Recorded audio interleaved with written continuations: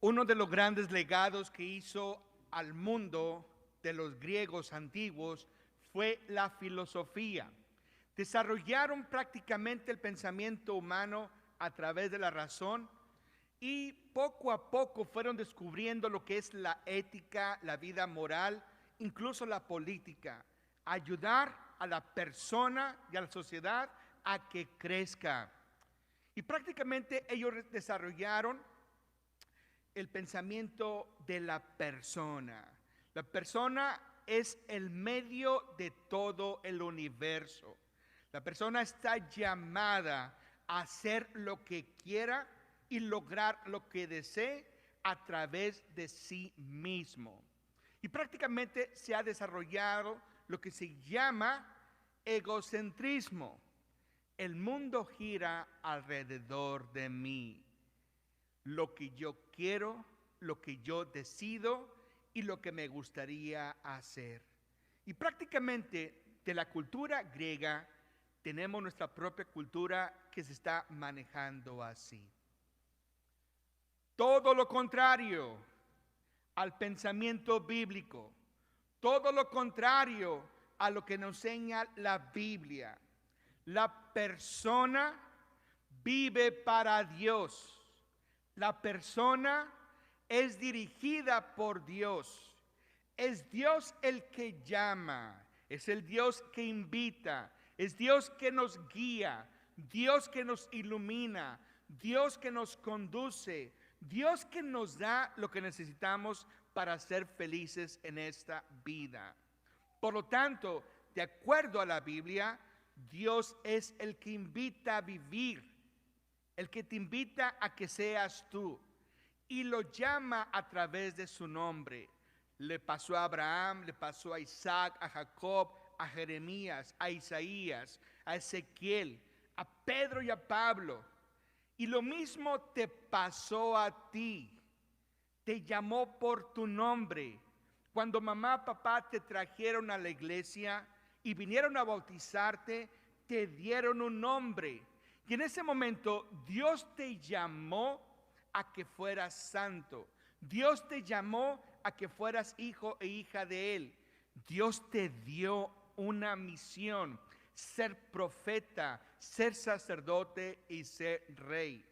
Y en cualquier momento de tu vida, en cualquier circunstancia de tu vida, en cualquier edad que tú estés viviendo, estás llamado a ser hijo y sobre todo cumplir la misión sacerdotal, profética y sobre todo de ayudar a los demás a dirigirse hacia Dios como rey. Abre tu corazón, abre tu mente, que la palabra de Dios del día de hoy haga un impacto en tu vida espiritual. Cristianos, tenemos en la primera lectura el libro más corto que tenemos en la Biblia. De hecho, en 4 capítulos, este libro está lleno de aventuras, está lleno de drama, está lleno de cómo Dios habla a un personaje que se llama Jonás. De hecho, ese personaje prácticamente va a hacer lo que Dios le está pidiendo. Y el día de hoy, en esta lectura empieza así. Dios le habla a Jonás: levántate y ve a Nínive. Diles lo que te voy a mandar a decirles. Jonás rápidamente dice: claro que sí, voy a ir y voy a ir hacia Nínive. ¿Qué hace Jonás? Totalmente lo contrario. Dios le dice: ve al este por tierra. ¿Qué hace Jonás? Va al oeste por el mar. Primera lección de nuestra vida espiritual. Humanamente hablando, venimos a misa, rezamos y le prometemos a Dios que vamos a hacer todo lo mejor para comportarnos, todo lo mejor para ser un buen papá, una buena mamá, todo lo mejor para ser un hijo o una buena hija, todo lo mejor para ser un buen ser humano. Y así como salimos de misa, hacemos Totalmente lo contrario. ¿Por qué? Es la pregunta. San Pablo hizo esa pregunta. Sé lo que tengo que hacer y no lo hago. Y lo que no debo de hacer, termino haciéndolo. Y eso es una realidad. Y nos pasa a cada uno de nosotros. Bienvenidos a ser seres humanos. Tenemos por razón y lo ponemos en nuestro corazón diciendo, sé que eso, lo que estoy haciendo, me está haciendo daño. Sé que esa decisión que tomé no me está haciendo nada bueno. Y sé que debo de cambiarlo, debo de moderarlo. ¿Y qué hacemos? Terminamos haciendo lo mismo. Esta es la imagen de Jonás. Dios le dice, ve al este por tierra. ¿Qué hace Jonás? Va al oeste por mar. Prácticamente denota el comportamiento humano, el de estar aquí en esta tierra. ¿Qué pasa con Jonás? Se sube a un barco. Huye probablemente. ¿Por qué está huyendo Jonás? ¿Por qué no quiere hacer lo que le está diciendo Dios? Lo único que se me ocurre es de que Dios le dijo, ve a Nínive, y es muy probable que vas a recorrer por tres días la ciudad de Nínive. Vamos a compararlo. Dios se aparece contigo y te dice, ve a la ciudad de Nueva York y dile a todos los habitantes que se arrepientan y para que perdonen sus pecados. La pregunta es, ¿lo harías? Si te apareciera Dios enfrente de ti, quedarás maravillado y decir, sí Señor, lo voy a hacer. Pero ya cuando lo empiezas a pensar por segunda vez, es muy probable que digas, esto es mucho. Y es lo que pasa en nuestra vida. Dios nos pide que seamos justos, Dios nos pide que amemos a los demás, Dios nos pide que amemos a nuestro enemigo y lo hacemos, lo adoptamos, lo ponemos en nuestra mente y en nuestro corazón. Pero nomás nos acordamos de aquella cosa que nos hizo aquella persona, se nos hace muy difícil perdonar. Nomás nos acordamos de aquel acontecimiento que nos pasó, se nos hace muy difícil seguir adelante. Nomás nos acordamos de aquella cosa que alguien nos dijo y lo tomamos personal y es muy difícil para ti y para mí seguir adelante. Eso es humano. ¿Qué pasa cuando no hacemos la voluntad de Dios? ¿Qué pasó con Jonás, que en vez de ir al este va al oeste y se sube a un bote? Oscuridad, caos, tormenta. Cuando tú y yo no hacemos la voluntad de Dios, cuando tú y yo no cumplimos nuestra vocación, cuando tú y yo no hacemos ese llamado que Dios nos está pidiendo, vivimos y estamos en medio de una tormenta, en medio de una oscuridad, en medio del caos. No sabemos qué hacer, no sabemos a dónde dirigirnos, simplemente queremos huir, escaparnos. Y nos subimos a cualquier tipo de barco, cualquier barco como un vicio, como un placer, buscar el dinero, buscar la fama, hacer daño a alguien, hablar mal de alguien. Y cuando nos subimos a ese barco, no nos lleva a ninguna parte nada más que a la oscuridad y al caos. Y ahí está Jonás en este barco, huyendo de Dios, huyendo de su voluntad, y está luchando con toda esta tormenta. Somos tú y yo. Cuando no hacemos la voluntad de Dios, estamos en medio de una tormenta. ¿Qué pasa en ese barco? En el barco hay tripulantes, hay personas que trabajan en el barco, hay personas que se relacionan con Jonás. Y lo que es peor, todo mundo está viviendo exactamente lo que está viviendo Jonás. Cuando tú y yo no hacemos la voluntad de Dios y vamos caminando en contra de la voluntad de Dios y estamos en nuestra propia tormenta, afectamos a otros.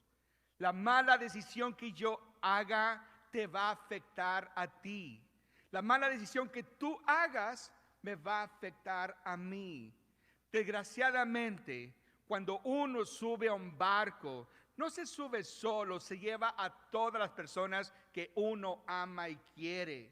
Y lo que es peor, las afectamos. Lo que es peor, hacemos que la misma familia esté en medio de esta tormenta y de este caos. Cualquier vicio. ¿Cuántas familias no han ligado con el alcohol de una de las personas dentro de la familia? La droga, el exceso de medicamento, los placeres sensuales, la pornografía, todo este tipo de barcos que nos llevan al caos hace que toda tu familia sufra. ¿Qué pasa en esta primera lectura? Se dan cuenta prácticamente la tripulación que alguien estaba mal. Y se dan cuenta que es Jonás. ¿Qué hace la tripulación? Lo tiran al mar. En el momento que lo tiran al mar, la tormenta se calma. Cuando tú y yo estamos en un bote, en medio de la tormenta, viviendo un vicio o una situación desordenada, es muy probable que vamos a sentir el rechazo de las personas que tanto amamos. Es muy probable que vamos a sentir la soledad. Es muy probable que prácticamente vamos a desconectarnos de las personas que están junto a nosotros. Y eso pasó con Jonás. Gracias a Dios, Dios siempre busca al pecador y al enfermo. ¿Qué pasa con Jonás? El momento que toca agua, un gran pez lo devora. Un gran pez se lo traga. Es cierto, es muy difícil entender lo del gran pez. Es muy difícil entender estar 3 días dentro del estómago de un gran pez. Pero vamos a tomarlo un aspecto espiritual. Primero que nada, está en el vientre de este pez Jonás, que prácticamente va a relacionarse Jesús estando en la tumba. Después de haber sido sacrificado en la cruz, pasa 3 días, 3 noches dentro de una tumba. Jonás, ahí está. Castigo, no, porque está vivo. Castigo sería que muriera dentro del estómago de este pez. ¿Qué pasa con la oración de Jonás? Jonás que le dice: Señor, aquí estoy en mi desesperación. Aquí estoy en medio de mi oscuridad. Aquí estoy en medio de mis propias tormentas. Ayúdame. Busca la forma en que yo pueda seguir viviendo. Y lo vas a encontrar en el capítulo 4. Tenemos 11 meses viviendo en el vientre o en el estómago de un gran pez que se llama epidemia, COVID-19. ¿Castigo? No. ¿Tiempo de Jonás? Sí. Es tiempo de purificación. ¿Cuántos de ustedes han aprovechado este tiempo para orar? ¿Cuántos de ustedes han aprovechado el tiempo para unirse más como familia? ¿Cuántos de ustedes han aprovechado el tiempo para entablar más el diálogo con las personas que tú amas?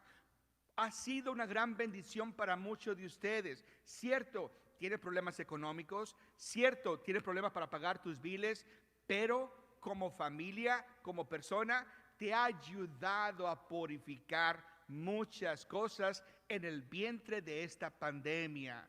Eso fue lo que le pasó a Jonás. Él prácticamente reestructuró su vida y dijo: me voy a abandonar a las manos de Dios. Y muchos de ustedes han hecho exactamente lo mismo durante esta pandemia. Parecía que vivas en tu vida, cualquier retiro que estés viviendo, cualquier introspección que estés viviendo, es muy seguro que te va a llevar al lugar donde debes de estar. Jonás fue a Nínive, predicó el arrepentimiento en Nínive, una gran ciudad de 3 días por caminar. Toda la población, incluyendo el rey, y todos los animales se vistieron de sayal, se pusieron ceniza y se arrepintieron de sus pecados. Cuando tú haces la voluntad de Dios, haces un impacto en las personas que están frente a ti. Esta ciudad de Nínive se convirtió. Ese día Dios perdonó los pecados de cada uno de nosotros, de ellos. ¿Qué te parece en esta tarde o mañana, cuando tengas tiempo, en el momento que tú ores? Nomás necesitas media hora, 1 hora quizás. Agarra la Biblia, busca el libro de Jonás, una meditación, cada paso. Haz un examen de conciencia, cada paso. Y cuando encuentres oscuridad, dile a Dios, ayúdame, sácame de esta oscuridad, me abandono a tus propias manos.